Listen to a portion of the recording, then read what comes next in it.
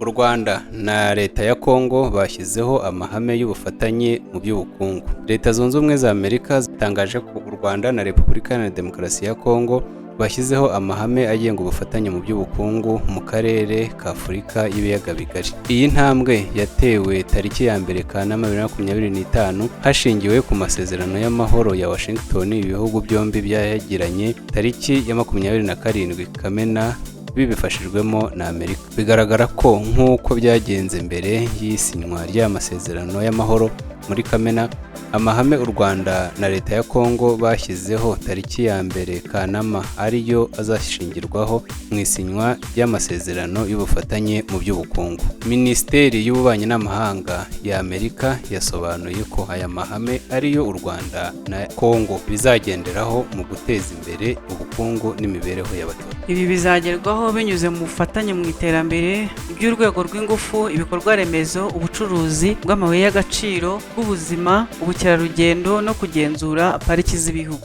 Minisitiri w'Ububanyi n'Amahanga n'Ubutwererane Ambasaderi Olivier Nduhungirehe tariki ya 30 Nyakanga yasobanuriye abadepite ko u Rwanda na Congo biteganya kugirana amasezerano yihariye y'ubufatanye mu by'ubukungu.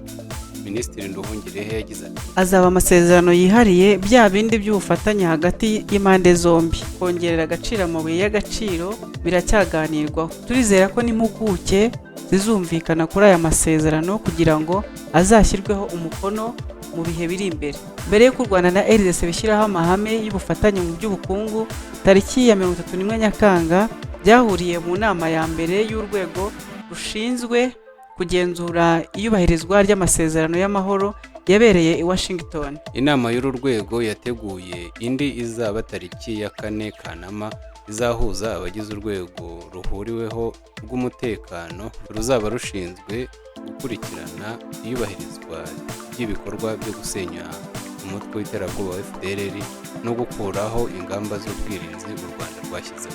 Amerika yagaragaje ko izi nama zombi zabaye muri iki cyumweru ari intambwe ikomeye mu gushyira mu bikorwa amasezerano y'amahoro, ishimangira ko u Rwanda na Repubulika Iharanira Demokarasi ya Congo biri mu nzira nziza igana ku bufatanye mu by'umutekano n'ubukungu.